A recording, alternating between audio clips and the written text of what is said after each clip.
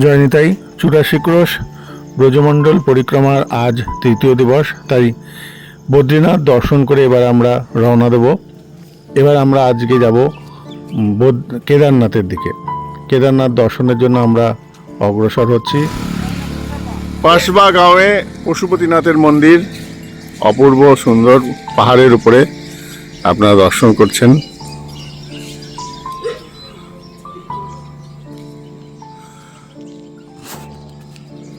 রাধে শ্যাম হরি বল। কোনো কোনো ভক্ত, আজকে আমরা 84 পরিক্রমায় চলছি। কোনো কোনো ভক্তগণ বলেন, সাধুরা মুখে শুনেছি যে 84 ক্রোশ পরিক্রমা করলে পরে 84 লক্ষ জনির যে ভ্রমণ, সেই প্রবাহ সেটা বন্ধ হয়ে যায় এবং বৃন্দাবন ধামের কৃপা লাভ করা যায়। আমরা সকালবেলায় বদ্রীনাথ ধাম থেকে বেরিয়েছি আদি বদ্রী। বৃন্দাবনে নন্দ বাবার একবার মনে হয়েছিল যে হিমালয়ে গিয়ে বদ্রীনাথকে দর্শন করব। সমস্ত ব্রজবাসীগণ ভেবেছেন বৃন্দাবন থেকে গিয়ে হিমালয়ে যাবেন সেই বদ্রীনাথ দর্শনে। ভগবান কৃষ্ণচন্দ্রর ইচ্ছায় কৃষ্ণচন্দ্র বললেন যে এই ব্রজের মধ্যে সমস্ত তীর্থ রয়েছে।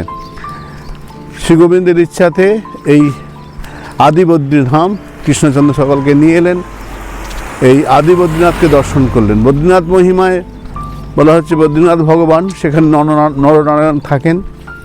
তো দেবরাজ ইন্দ্র, এই যে একটা দূর থেকে মন্দির দেখা যাচ্ছে, এটা পশপা গ্রাম। তো দেবরাজ ইন্দ্র তিনি নরনারায়ণের ধ্যান ভঙ্গ করার জন্যে অনেক অপ্সরকে পাঠিয়েছিলেন। দেবকন্যা তাদের নৃত্য গীত করে নরনারায়ণের ধ্যান ভঙ্গ করার জন্যে। কিন্তু নারায়ণ তার উরু থেকে অপূর্ব এক সুন্দরী সৃষ্টি করলেন, তার নাম উর্বশী। রবীন্দ্রনাথের কবিতায় উর্বশীর প্রসঙ্গ আছে। সেই উর্বশীকে সৃষ্টি করলেন। ইন্দ্র লজ্জিত হয়ে চলে গেলেন। বদ্রীনাথ ধামে যে মূর্তি আছে, আমরা গিয়েছিলাম মন্দিরে, সেখানে নারায়ণ আছেন, নরনারায়ণ দুজন রয়েছেন, নর ভগবান, নারায়ণ ভগবান, আর তার পাশে উদ্ধবজি ধ্যানমগ্ন। আর সেইখান থেকে আমরা যাচ্ছি দূরে, এখন পশবা গ্রাম দেখা যাচ্ছে মন্দির। পশবা গ্রামের মহিমায় শাস্ত্র বলছেন যে ভগবান কৃষ্ণচন্দ্র একবার, কৃষ্ণ বলরাম দুজনেই সখারা তাদের কেমন ভালোবাসে, ভালোবাসা পরীক্ষা নেবার জন্য তাদের না বলে চলে যান, বন থেকে বনান্তরে যেতে আরম্ভ করেন। এই বন থেকে ওই বন, যাতে খুঁজে না পায় কতটা ভালোবাসে আমার জন্য, কতটা আরতি জানার জন্যে। ভগবান তো ভগবান, তিনি পরীক্ষা নেন। এদিকে পশু যারা, গাভী যারা ছিল, গাভী গোমাতা যারা ছিলেন, তারা তো জানে না কৃষ্ণচন্দ্র ইচ্ছা কী। তারা কৃষ্ণচন্দ্রের পেছনে পেছনে, কৃষ্ণ বলরামের পেছনে যেতে আরম্ভ করেছেন। এখন তারা যাচ্ছেন, সখারে যখন কৃষ্ণকে খুঁজে পেলেন না, তারা বনে বনে খুঁজলেন।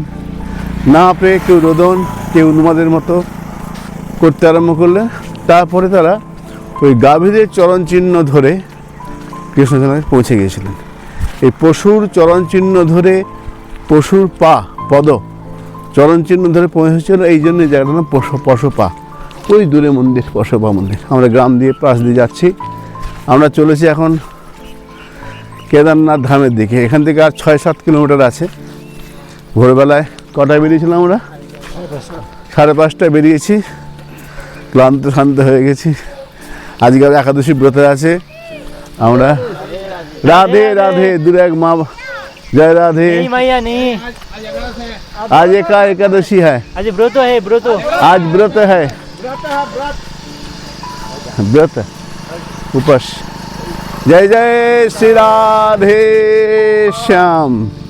बोल श्री गिरिराज महाराज की, 84 कोश परिक्रमा की, एकादशी तिथि की, वृंदावन धाम की, प्रभुपाद 108 3 कोടി गोस्वामी महाराज की, प्रभुपाद 108 वृंदावन चंद्र गोस्वामी महाराज की, आपन अपन गुरु महाराज की। जय जय श्री राधे।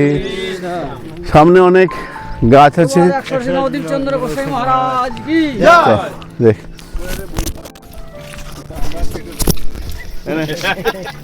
কেদারনাথ দর্শনের পথে রাস্তায় কুস্তিবীরদের একটু মল্লযুদ্ধ দেখতে আমরা ব্যস্ত হয়ে গেলাম। একটু দেখছি বসে বসে তারা কি করছে, তা একটু রেকর্ডিং করলাম বিষয়টা।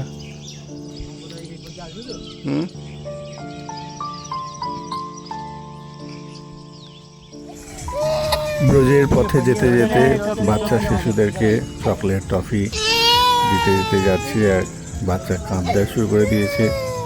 আবার যাত্রা শুরু। ব্রজবাসীদের রাধা নাম কীর্তন শুনুন।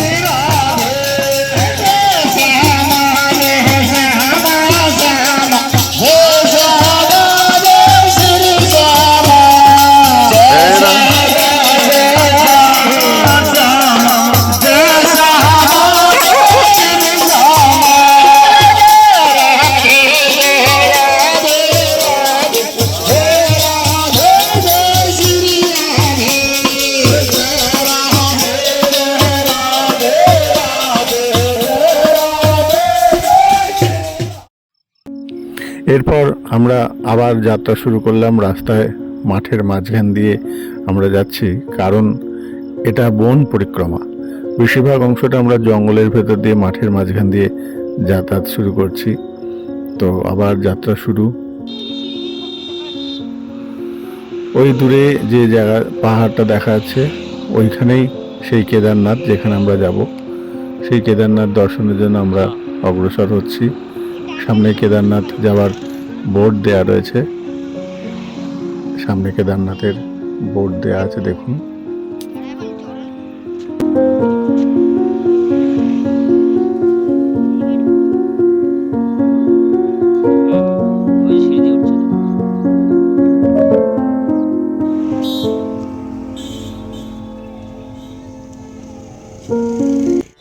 অনেকটা পথ হাঁটার পর আমরা এখন এসে পৌঁছেছি কেদারনাথে। কেদারনাথের এটা মূল দ্বার, যেখান দিয়ে আমরা প্রবেশ করব কেদারনাথ মন্দিরের ভেতরে। তো কেদারনাথ মন্দিরে আজকে যেহেতু ভগবান শিবের মাথায় সবাই জল ঢালবার জন্য এত ভিড়, শ্রাবণ মাসের প্রথম দিন আজকে, তার মধ্যে আবার একাদশী। আজকে ব্রজবাসীদের প্রচুর ভিড়ের ঢল নেমেছে, অসংখ্য অসংখ্য মানুষের সমাগম, প্রত্যেকে আসছে। এটা হলো শ্রী রামচন্দ্র, সীতা এবং লক্ষ্মণের মন্দির। এই মন্দিরও দর্শন করতে আসে অনেকে। এখানে ভগবান রামচন্দ্র, সীতা দেবী এবং লক্ষ্মণ দেব রয়েছেন, আপনারা দর্শন করুন।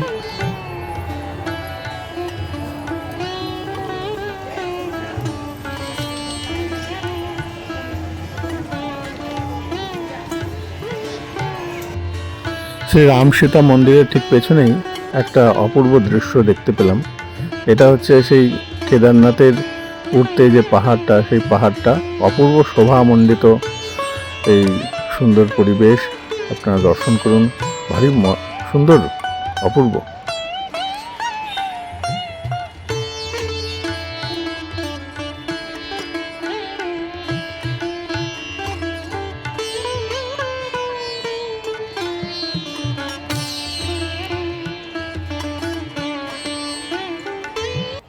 এবার আমরা কেদারনাথ দর্শনের জন্য কেদারনাথের সিঁড়ি ধরে আমরা উঠব।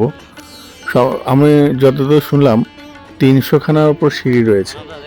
তো আমরা এই সিঁড়ি ধরে ধরে উপরে উঠছি। সামনে আমাদের মানব সঙ্গে যাচ্ছে, আরও ভক্তরা আছেন, তারাও পেছনে আস্তে আস্তে আসছেন। এই যে শঙ্কর আসছে আস্তে আস্তে।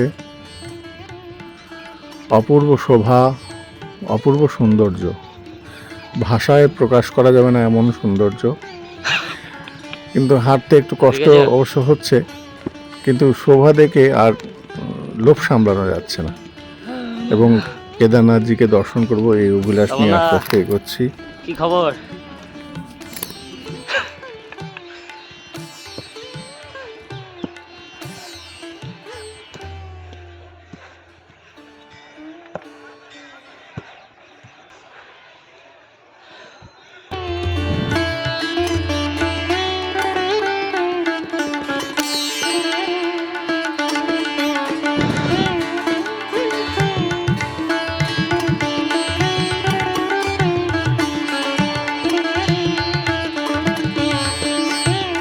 আসতে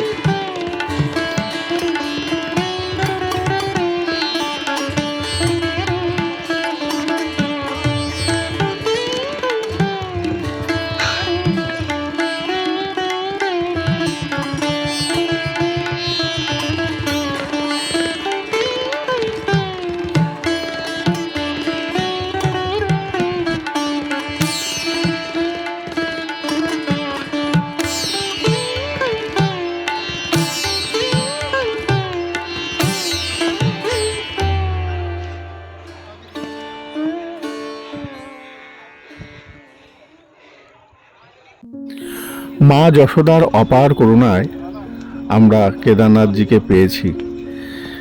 কেদারনাথজির দর্শন আমরা পাচ্ছি। ভগবান শ্রীকৃষ্ণ মাকে দর্শন করাবার জন্য এই কেদারনাথজিকে এখানে এনেছিলেন। তো এর জন্য আমরা মা যশোদার কাছে বড় আভারী যে আমরা ওই ওই দূরে, অত দূরে হয়তো আমাদের সৌভাগ্য হতো না, কিন্তু ভগবানের কৃপায় আমরা কেদারনাথজিকে দর্শন করছি। এই গুহার ভিতরেই কেদারনাথজি আছেন। ভেতরে যেহেতু অনেক ভিড়, আমরা প্রবেশ করছি না। তো কি অপূর্ব দৃশ্য, অপূর্ব সুন্দর শোভা, আপনারা দেখুন।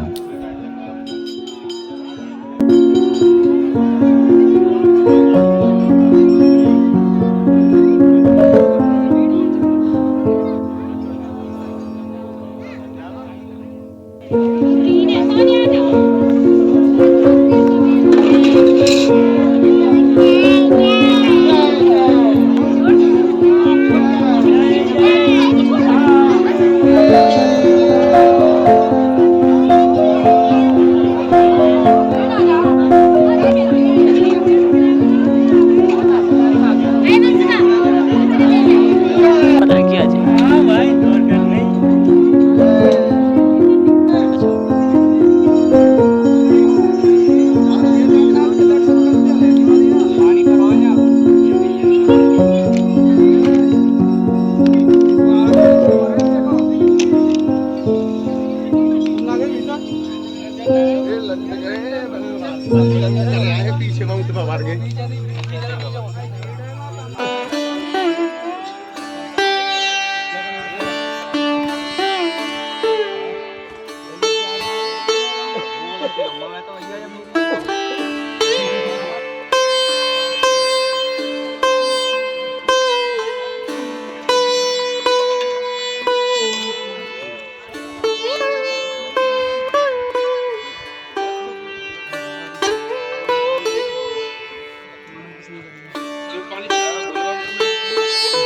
কেদারনাথজি দর্শন করে আমরা এবার বেরিয়ে যাওয়ার পথে দেখি বাচ্চারা এখানে কুণ্ডতে স্নান করছে। এই কুণ্ডের জলই সব ভক্তরা নিয়ে গিয়ে কেদারনাথজিকে অর্পণ করেন। এই সেই কুণ্ড। আর বাচ্চা ছেলেরা, এখন আমরা যে স্থানে এসে উপস্থিত হয়েছি এটা হচ্ছে চরণ পাহাড়ি। এই চরণ পাহাড়ি আমরা দর্শন করবার জন্য সিঁড়ি দিয়ে উপরে উঠব। একটু দুর্গম, খাড়াই রাস্তা, যেহেতু পাহাড় কেটে এই রাস্তা তৈরি করা হয়েছে। তো এই সেই চরণ পাহাড়ি। এর ভিতরে ভগবানের চরণ চিহ্ন, ভগবান শ্রী গোবিন্দের চরণ চিহ্ন রয়েছে, শ্রীকৃষ্ণের চরণ চিহ্ন আমরা দর্শন করব। অপূর্ব সুন্দর শোভা, চারিপাশটা এত সুন্দর, চারিদিকে অপূর্ব সুন্দর শোভা। এবং এখানে ভগবান শ্রীকৃষ্ণ, রাধারানী রয়েছেন। তো মহারাজজির কাছ থেকে কিছু কথা চরণ পাহাড়ি প্রসঙ্গে আমরা একটু শুনবো। ওনাকে নিবেদন করব যদি কিছু এই প্রসঙ্গে বলেন।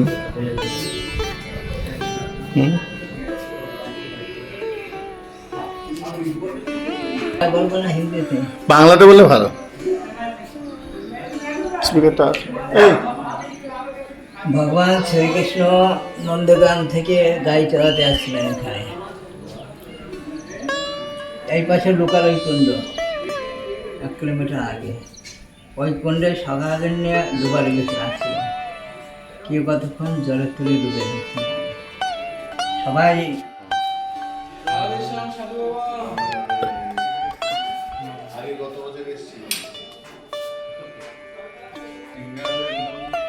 এখানে যিনি রয়েছেন ইনি হলেন শ্রীজি বাবা, অর্থাৎ ভোলেনাথ এখানে শ্রীজি বাবা নামে খ্যাত। আর এখন যে দেখছেন পাথরগুলো, এই পাথরের মধ্যে বিভিন্ন পশু পাখির চিহ্ন রয়েছে।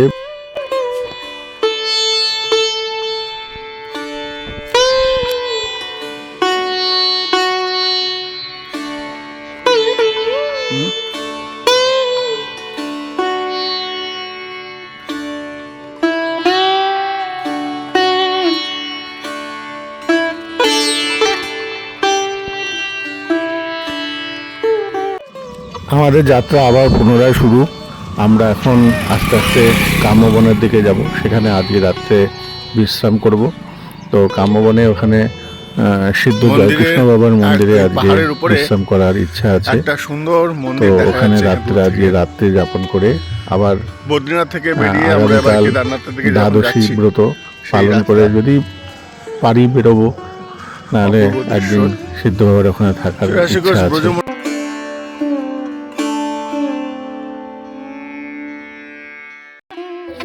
আজকে আমাদের পরিক্রমা এই পর্যন্তই।